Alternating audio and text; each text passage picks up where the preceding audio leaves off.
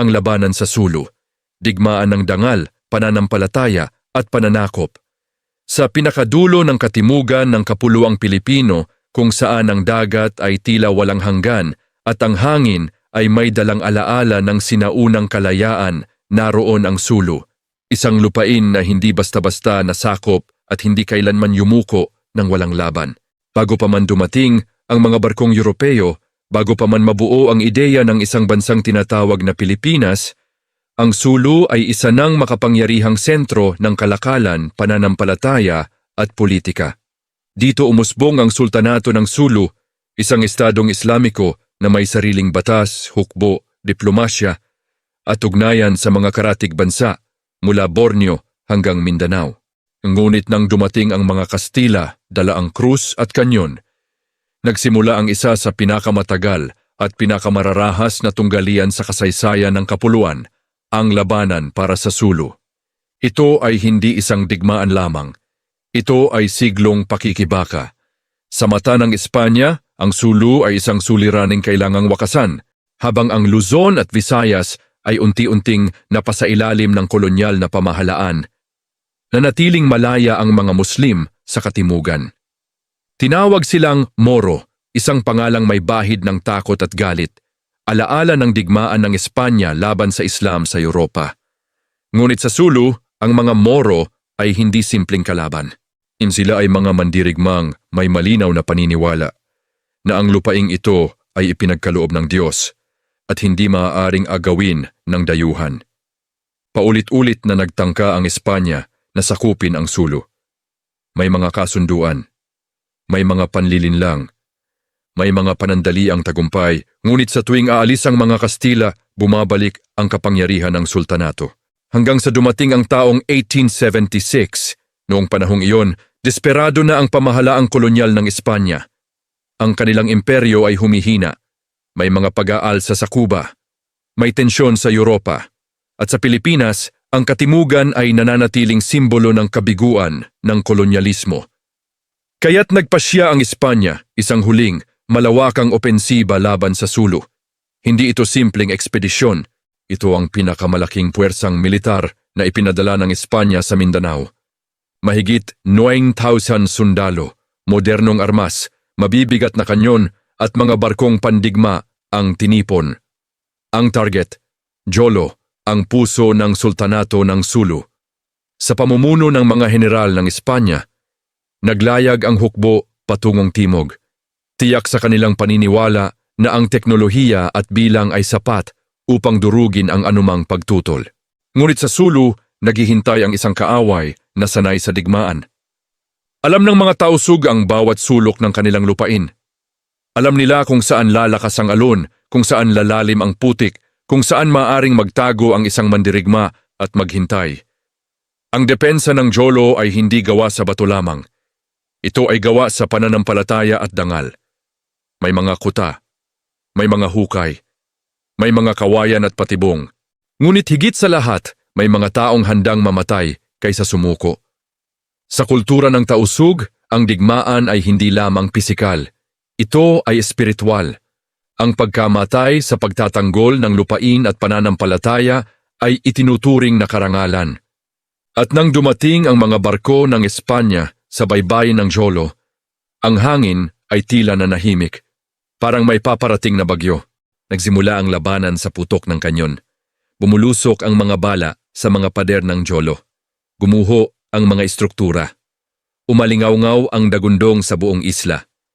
Para sa mga Kastila, ito ay pagpapakita ng kapangyarihan. Ngunit mula sa usok, may sumagot. Putok ng baril, sigaw ng mandirigma, at ang biglang paglusob ng mga tausug mula sa mga tagong posisyon. Hindi sila umatake ng diretso, yung gumamit sila ng hit-and-run tactics. Biglang susulpot, aatake at mawawala. Ang bawat hakbang ng Kastila ay may katumbas na panganib. Sa bawat pulgada ng lupa, may dugo. Habang tumatagal ang labanan, napagtanto ng mga Kastila na ang Sulu ay hindi tulad ng ibang lugar na kanilang sinakop.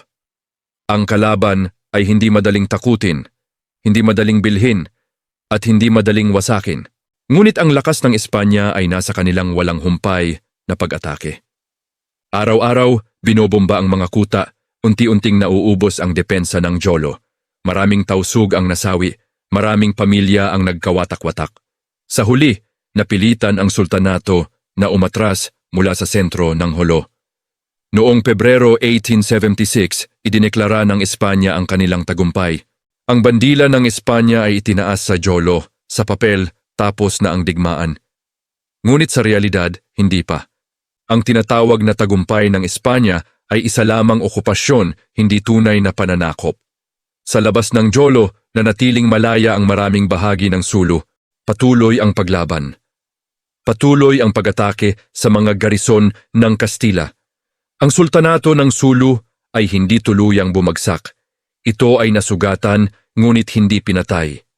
At sa bawat taon na nananatili ang Espanya sa Sulu, mas lumalalim ang galit. Mas tumitibay ang identidad ng mga tausug bilang isang bayang hindi kailanman ganap na nasakop. Pagdating ng 1898, bumagsak ang Espanya sa kamay ng Estados Unidos. Lumipat ang kapangyarihan, ngunit hindi ang problema. Ang digmaan sa Sulu ay nagpatuloy, ngayon laban sa mga Amerikano. Ibang bandila, ibang wika, ngunit pareho ang layunin, kontrolin ang lupain. At muli, tumanggi ang Sulu na sumuko ng tahimik. Ang labanan sa Sulu ay hindi lamang kwento ng Espanya laban sa sultanato. Ito ay kwento ng dalawang magkaibang mundo. Kolonyalismo laban sa sariling pagpapasya, imperyo laban sa pananampalataya, modernong armas laban sa matatag na paniniwala. Ito ay patunay na ang kasaysayan ng Pilipinas ay hindi iisa ang tinig. May mga bahaging hindi nasulat mula sa pananaw ng Maynila o Madrid, kundi mula sa mga baybayin ng Timog, kung saan ang paglaban ay paraan ng pamumuhay. Hanggang ngayon, ang alaala ng digmaan sa Sulu ay buhay. Sa mga kwento ng matatanda, sa mga awit, sa kultura, at sa patuloy na paghahanap ng katarungan at pagkilala.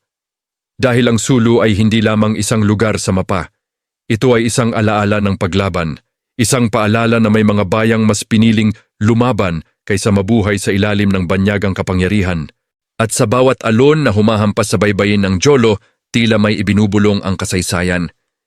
Hindi kami basta nasakop. Ang digmang hindi natapos at ang lupang tumangging yumuko. Hindi natapos ang digmaan nang bumagsak ang Espanya. Sa Sulu, ang pananakop ay parang alon. Umaalis, bumabalik, at muling humahampas ng mas malakas. Noong 1898, habang pumuputok ang mga kanyon sa Maynila at nilalagdaan ang kasunduan sa Paris, hindi tinanong ang Sulu. Ipinasa lamang ito mula Espanya patungong Estados Unidos, na parabang isang bagay, hindi isang bayan. Ngunit sa mata ng mga tausug, walang karapatang ipasa ang lupang hindi kailanman tunay na nasakop. Dumating ang mga Amerikano na may bagong anyo ng kapangyarihan. Hindi krus ang dala nila kundi mga dokumento. Hindi sila agad umatake, una silang nakipag-usap. Noong 1899, nilagdaan ang Bates Treaty, isang kasunduan sa pagitan ng Estados Unidos at ng Sultanato ng Sulu. Sa papel, kinilala ang autoridad ng Sultan, ang Islam, at ang mga kaugalian ng Sulu. Ngunit sa likod ng mga salita, malinaw ang layunin ng Amerika. Panandali ang katahimikan habang pinapahina ang kapangyarihan ng Sultanato. At nang makuha na nila ang sapat na kontrol, winasak nila ang kasunduan. Unti-unting pinalitan ng mga Amerikano ang tradisyonal na pamahalaan.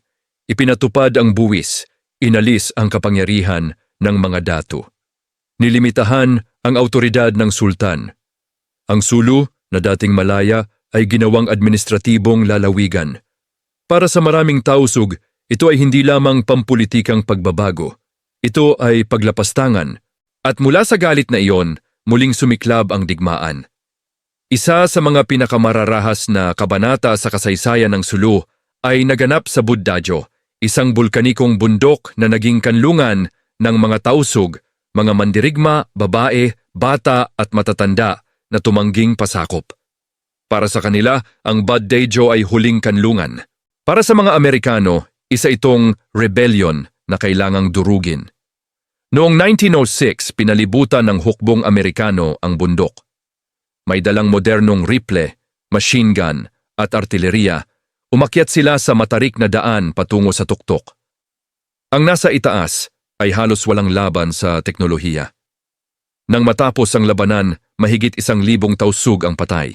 Karamihan ay sibilyan. Kaunti lamang ang nakaligtas. Sa Amerika, tinawag itong pacification. Sa Sulu, ito ay masaker. Ngunit kahit ang badadyo ay hindi sapat upang patayin ang diwa ng paglaban. Makalipas ang ilang taon, muling umusbong ang pagtutol sa Badbagsak noong 1913. Muli, ang mga tausug ay umatras sa kabundukan. Muli sinundan sila ng hukbong Amerikano. At muli, dumugo ang lupa ng Sulu. Pagkatapos ng Badbagsak, tuluyan ng pinahina ang sultanato. Noong 1915, nilagdaan ang kasunduang nagtanggal ng kapangyarihang politikal ng sultan ng Sulu. Ang isang estadong umiral ng daan-daang taon ay naging simbolo na lamang. Sa wakas, nagtagumpay ang kolonyal na kapangyarihan, ngunit ang tanong, sa anong halaga?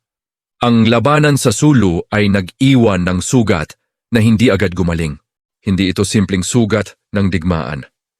Ito ay sugat ng pagkawala ng dignidad, autonomiya at pagkilala.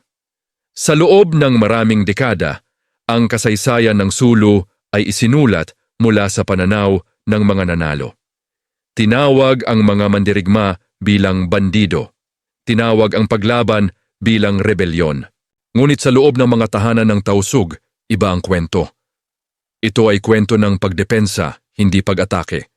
Kwento ng pananatili, hindi rebelyon.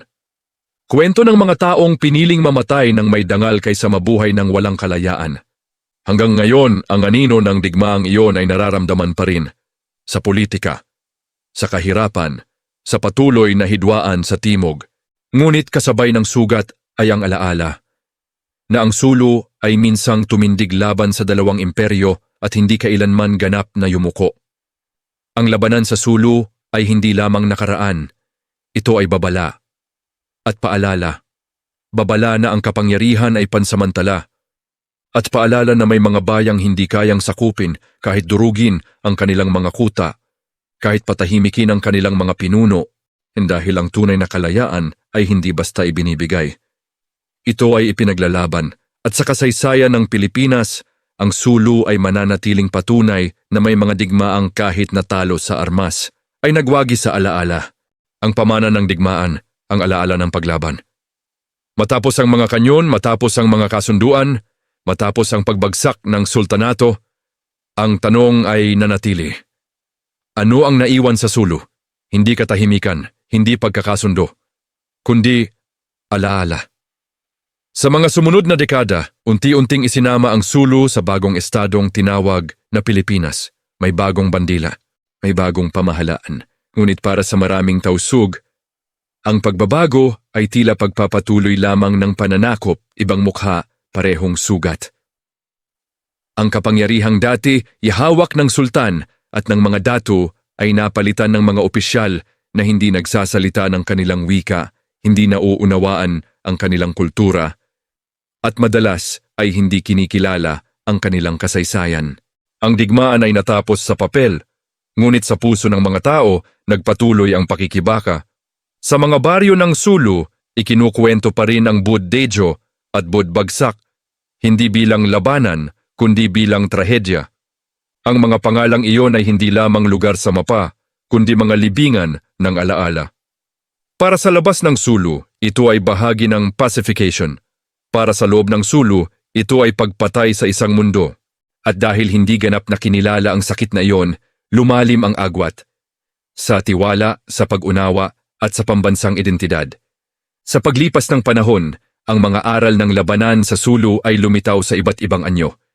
Sa mga kilusang humihingi ng autonomiya, sa mga panawagan para sa sariling pagpapasya, sa mga henerasyong nagtatanong kung bakit ang kanilang kasaysayan ay laging nasa gilid ng mga aklat, bakit ang mga mandirigma ng Sulu ay bihirang ituring na bayani. Bakit ang kanilang paglaban ay madalas tawaging rebelyon. Ang mga tanong na ito ay hindi simpleng akademiko. Ito ay tanong ng pagkilala. Ang labanan sa Sulu ay nagturo ng isang mahalagang aral. na ang kasaysayan ay may maraming tinig. May tinig ng mga nanalo, malakas, organisado, nakaimprenta. At may tinig ng mga lumaban, mahina sa papel, ngunit malakas sa alaala. Sa bawat henerasyon ng tausug, ang kwento ng digmaan ay hindi lamang nakaraan. Ito ay babala na ang kalayaan ay madaling mawala kapag hindi binabantayan. At paalala na ang dangal ay hindi kayang agawin kahit talunin ang hukbo. Sa modernong panahon, unti-unting binubuksan ang mga pahina ng kasaysayan na matagal na isinara. Mas marami nang nagsasaliksik, mas marami nang nakikinig, at mas marami nang kumikilala na ang kasaysayan ng Pilipinas ay hindi buo kung walang sulo. Hindi ito simpleng kwento ng digmaan. Ito ay kwento ng pagkakakilanlan. Ang sulo ay hindi lamang isang probinsya.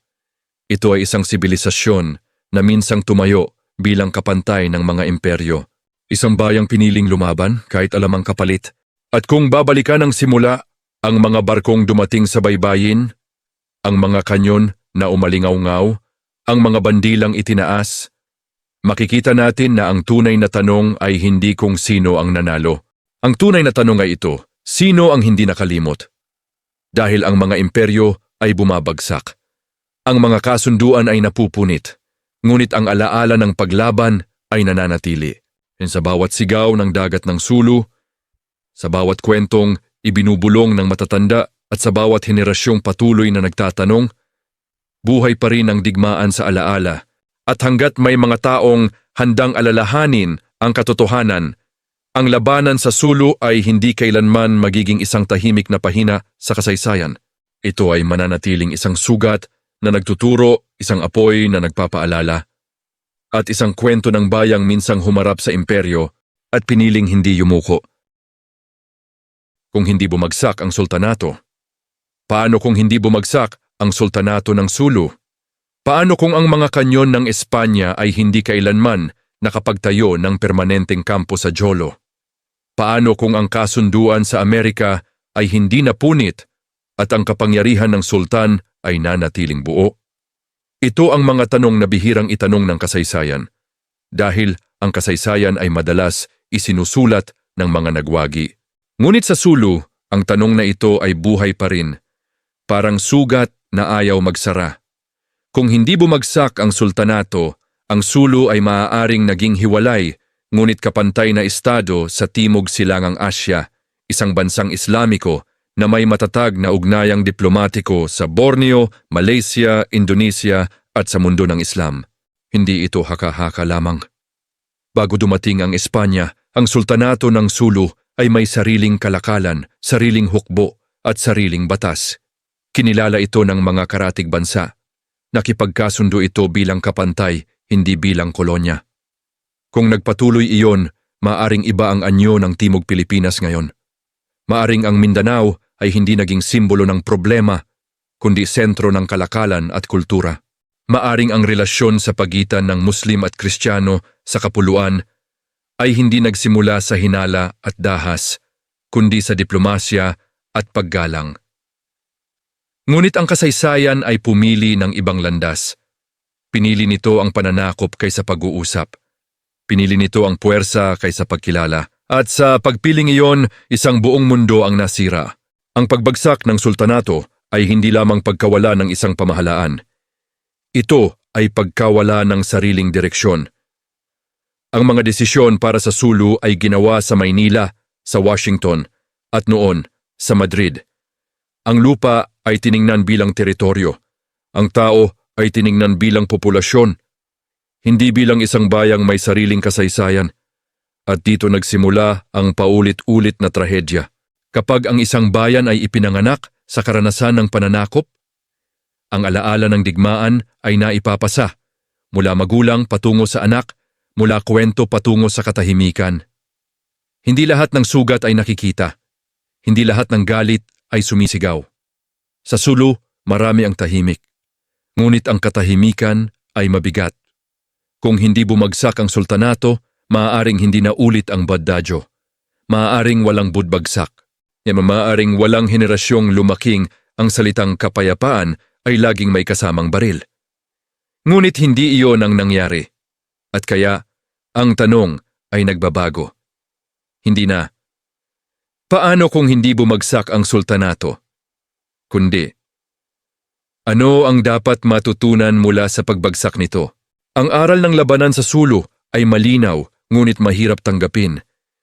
Hindi sapat ang lakas upang lumikha ng kapayapaan. Hindi sapat ang panalo upang burahin ang alaala. Ang tunay na pagkatalo ay hindi ang pagbagsak ng kuta, kundi ang pagkabigo na kilalanin ang dignidad ng isang bayan. Sa huli, ang sultanato ng Sulu ay maaaring nawala bilang estado, ngunit hindi ito nawala bilang diwa. Ang diwang iyon ay buhay sa kultura, sa pananampalataya, sa alaala ng paglaban. At hanggat may mga taong handang magsabi ng katotohanan na ang Sulu ay hindi basta nasakop, na ang kanilang digmaan ay hindi simpleng rebelyon, at na ang kanilang kasaysayan ay hindi talababa, ang labanan sa Sulu ay mananatiling bukas na usapan, hindi saradong kabanata. Ito ang pamana ng digmaan, hindi galit kundi tanong. Hindi paghihiganti kundi pag-unawa. Dahil ang kasaysayan ay hindi para sambahin kundi para matutunan. At sa pag-alala sa Sulu, hindi natin binubuhay ang digmaan, binubuhay natin ang katotohanan.